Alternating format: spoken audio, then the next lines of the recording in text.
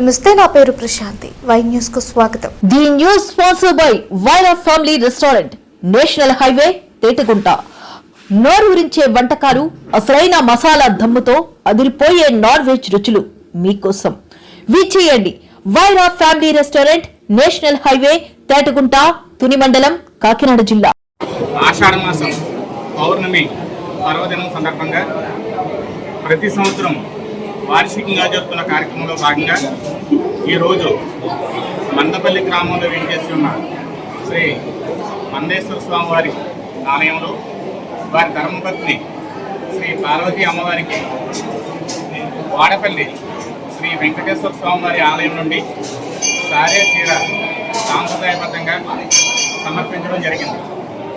ఈ కార్యక్రమంలో దేవస్థానం deputy commissioner మరియు కార్యనిర్వహణాధికారి శ్రీ నల్లం సూర్య చక్రధరరావు గారి ఆధ్వర్యంలో సిబ్బంది ఈ కార్యక్రమంలో పాల్గొని మందపల్లి దేవస్థానం ఈవో గారైన శ్రీ సురేష్ బాబు గారి ఆధ్వర్యంలో సారే చీర సమర్పించడం జరిగింది.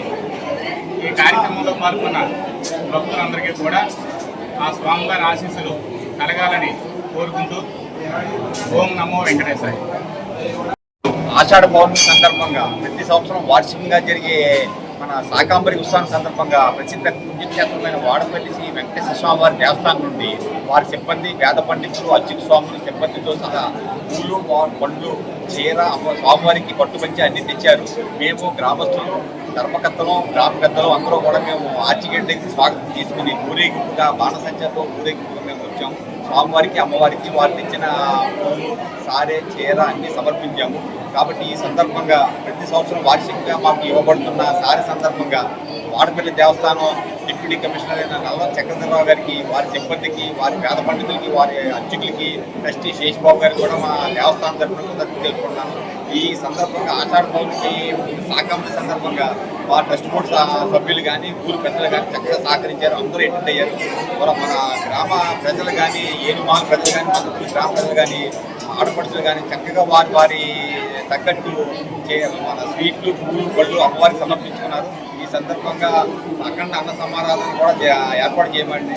అందరికీ గ్రామస్తులు కూడా అన్న సమారాధన పాల్గొని అమ్మవారి గొప్ప పాల్గొని కాకాలని కోరుకుంటున్నాను. ఓం నమః శివాయ.